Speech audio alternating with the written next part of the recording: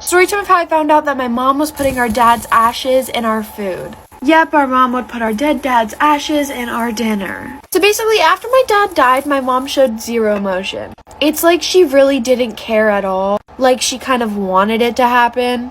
His death was like an unsolved case, and nobody knows how he actually died. And now that I get to think about it, it might have been my mom, but I don't want to jump to conclusions. And if it was her and she sees this video, I don't want to end up like him. Anyways, back to the story. So about a month after he died, she would always post a picture of me and my brother's dinner with the caption, "You'll always be with them."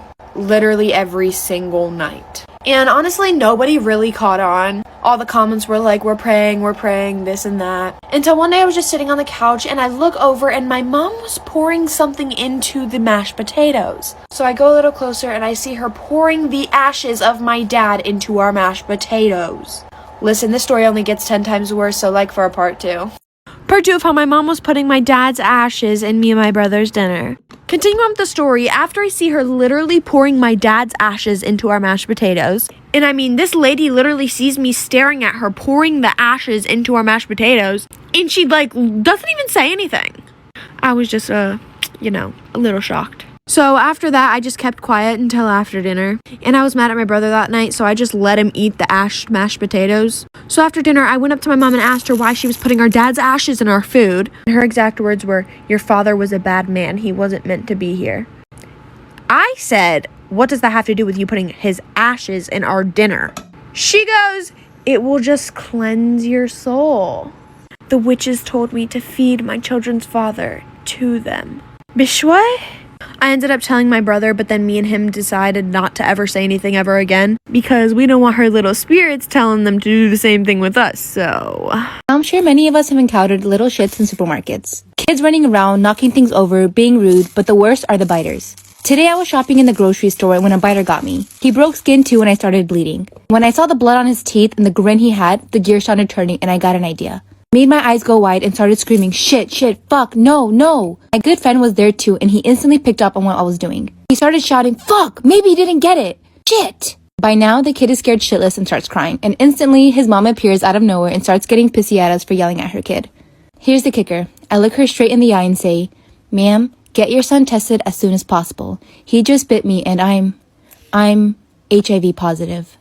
And now there's silence, not a peep in the entire store. Brat knows he just fucked up big time because his mom isn't defending his ass. He stares at me wide-eyed and I walk away from them to buy my groceries. All while blood is dripping from my calf, making a nice little trail on the floor. Just as we're about to leave, we start to hear the mom sobbing like the little she is. My husband and I found out 2 months ago that we are expecting our first child. Last week, we officially announced it via text and phone calls to our friends and family. The next day at work, I found out that one of my coworkers had taken the photo of my sonogram I had sent them in the group text and posted it on her social media to fool her ex-boyfriend, who she broke up with a few weeks ago, into thinking she was pregnant. I never wanted my sonogram on the internet. I don't have a Facebook or an Instagram or anything like that, and I feel extremely uncomfortable that it's out there without me being able to control the audience of who was looking at it. When I had expressed to my coworker that I was upset, she said I was being, quote, dramatic, and I'm just looking for something to be upset over because I'm pregnant. She said she covered up the identity information and that it was only up for a few hours, and she told her ex-boyfriend the truth after making him sweat for a bit. Half of my friends are saying that I overreacted and it's just a harmless joke, while the other half says she completely stepped over the line. Are pregnancy hormones making me more upset about this than I should be?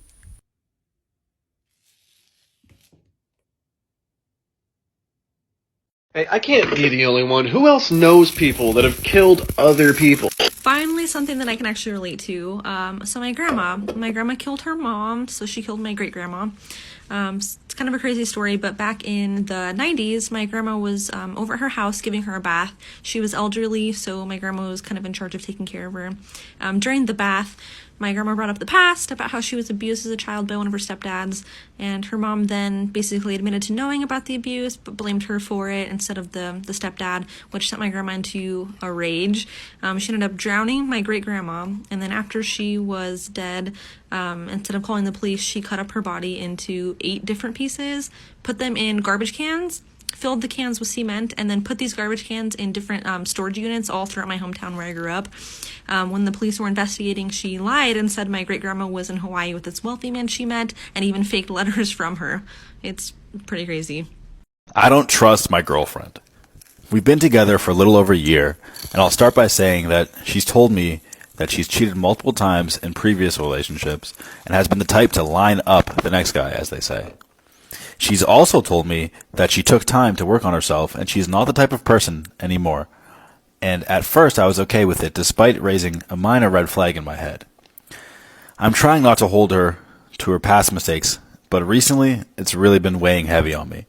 She works in an office setting and her team recently hired a new guy. She's been talking to him and about him a lot lately. She told me that another female coworker made a comment something along the lines of, "Ooh, so you and the new guy, eh?"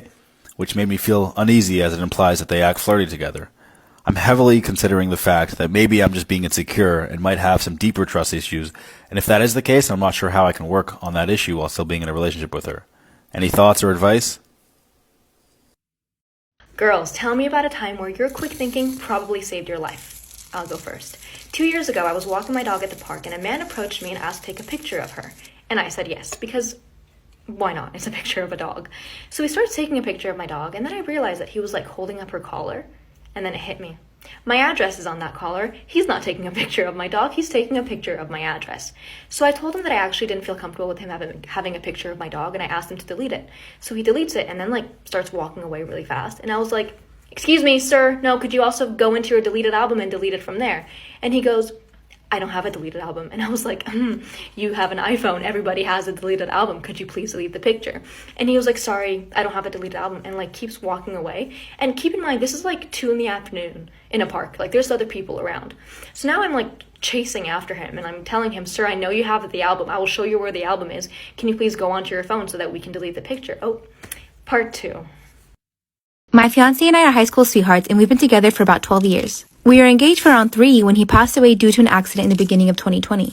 A few weeks ago, his brother came to visit me, and he's planning to propose to his girlfriend. He asked me if he could have the family's engagement ring. The ring my fiancé gave me is a family ring which had been in the family for generations. I have been wearing this ring for almost 3 years, and it's a symbol of our relationship. I don't feel ready to give it up. When I told him this, he got upset and said it's a family ring and it belongs to him now that his brother is dead. I told him to get out. I called his mom to let her know why I wanted to keep the ring. She told me she wouldn't have minded if I had been married to him, but I wasn't, so I'm not part of the family, and therefore I should return the ring. She said I'll move on one day, and it's unfair to hold on to a ring that I will never wear again, especially a ring that belongs to her family for generations. I would have at least considered giving back the ring in a few years. I just can't bear the thought of parting with this ring now. So I told her I'm sorry that she felt that way, but her son gave me this ring and I'm not giving it back. Since then, his mom and his brother have been spamming my phone with messages and calls about how I'm trying to steal their family ring. So, am I wrong for wanting to keep the ring? Is a history of no long-term employment a red flag? I met this awesome girl about a month ago, and she expressed her interest to be exclusive with me. While I think I really like her and would like to get to know her further, I'm questioning our capability and our compatibility. I'm very hardworking and like stability in my work life. I'm an optometrist. She, on the other hand, is all about quick money and seems to shift from job to job. The longest job she's ever held was about a year. She's no tertiary education or qualifications, and the jobs are what I would consider odd, which don't really lead to career progression or are unrelated to each other. Am I being too judgmental about her work ethic / history? Or could this potentially be a reflection of commitment issues or laziness or problems in the long run? I can't pinpoint if it's just a lack of compatibility or a real red flag that I need to look out for.